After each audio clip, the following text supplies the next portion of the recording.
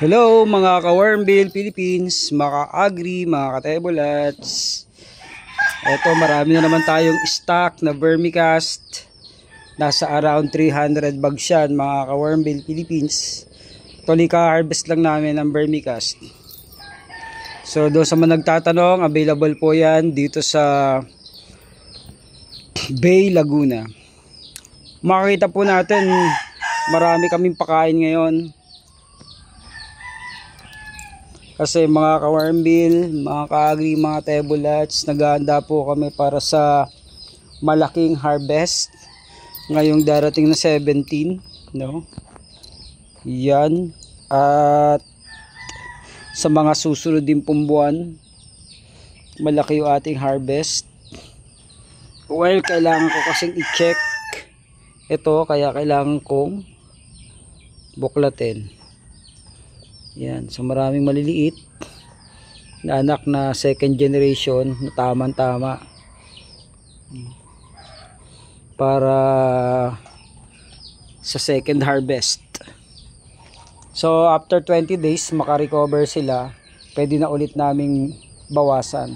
So itong area na ito siguro can accommodate around 60 kilograms. Ito lang area na to mga Wormville Philippines, or more than 60 kilograms kasi hindi ko to pinababawasan eh.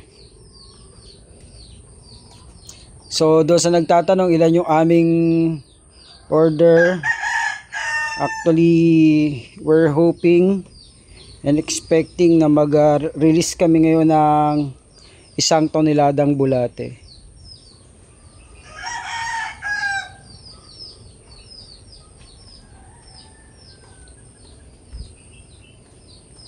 Tama lang yung temperature dito sa amin ngayon kaya maganda.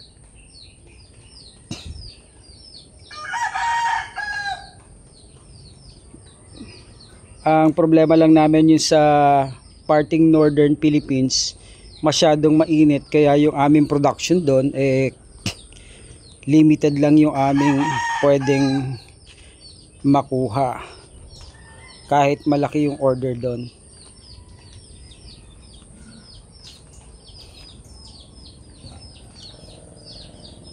So to check, mga ka-Wormville Philippines, wala namang langgam. Yan, walang langgam. Hindi ko alam kung bakit walang langgam. Siguro yung every time na nagtitreat kami ng langgam, naubos na namin sila.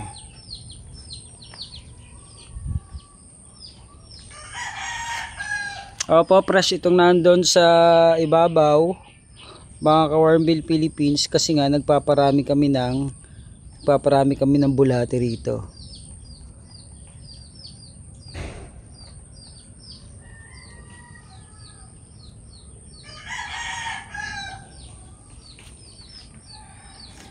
So hoping na makahabol yung ibang mga bulate.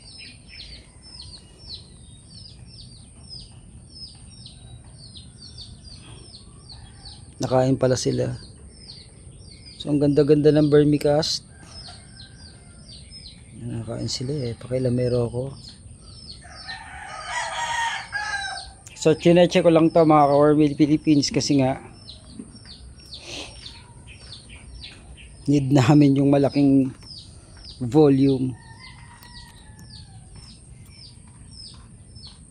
Yan, so nakain sila.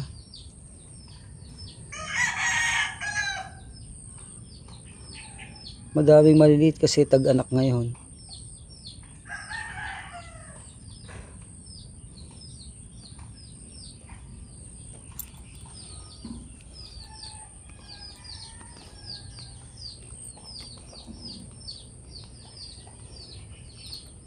So lakas nila kumain, oh.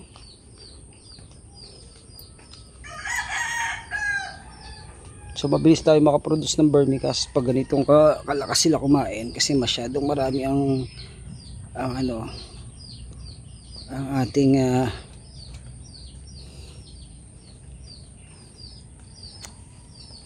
population density ng bulate. Ito pa.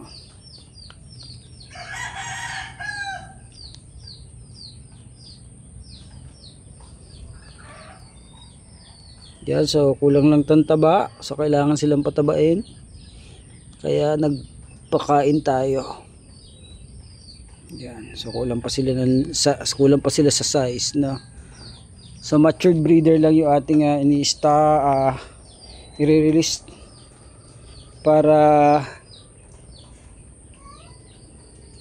kayanan nila yung stress sa daan, na mga ka-Warmbill Philippines.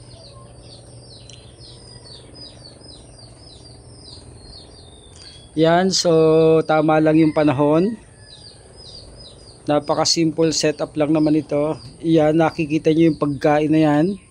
Ang tawag dyan ay herding. Hine-herd natin ang mga bulate. So kahapon lang to nilagay. So we're expecting na after another 2 days, so 15, 16, so pwede na itong i-harvest ng 17 and 18. Yan, and hopefully ma-pick up ng 19 itong mga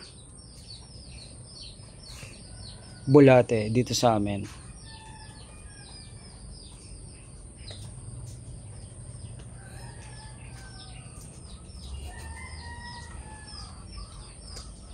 So tahimik dito, doon sa nagtatanong kung mabaho ba. Actually ang baho lang naman niya ay konting-konti lang pag fresh. Kasi mabilis naman siyang tangayin ng hangin. Kaya yung palibot ay maraming puno to absorb, no, yung carbon dioxide. So may bubong yan.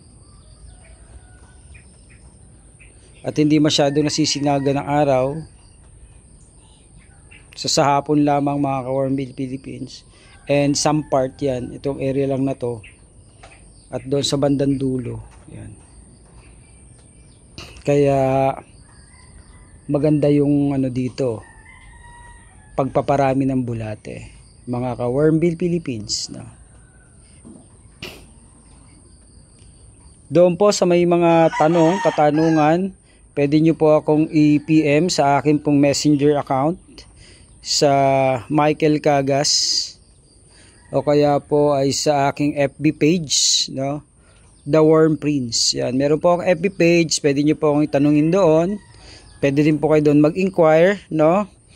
At kami po ay nag-construct ng wormery. Yan, so may 13 po kaming i-construct na wormery sa Santo Tomas, Batangas. And we hope na ma-share po namin yung paggagawa noon kapag matapos na po namin, no? So individual wormery ay may kanya-kanyang katangian kasi iba-iba yung kanyang lugar, iba-iba yung substrate materials, no? At iba-iba rin yung terrain, kaya makikita po natin yung iba-ibang wormery na i-establish po namin doon.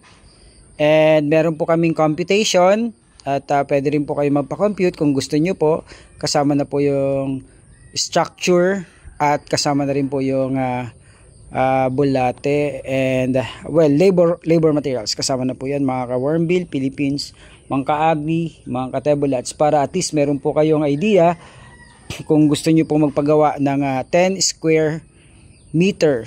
Ay actually that is 10 meter ang haba at 5 meter ang lapad na wormery production, no. So halos katulad din po yan ng ganitong size, pero tunnel type na po mga ka-Warmbill Philippines. At nice po namin yung i-share para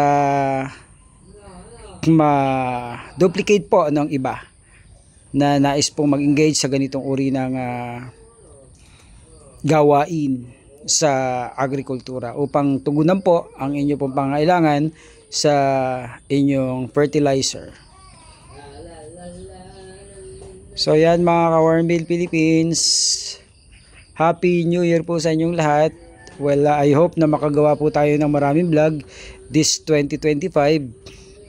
At hoping po marami din po tayong ma-reach out ng mga kababayan po natin dito sa Pilipinas, no? So yan, mga ka-Wormville Philippines, God bless us all. Ingat po tayong lagi. Sa Diyos lagi ang ating papuri at pasasalamat.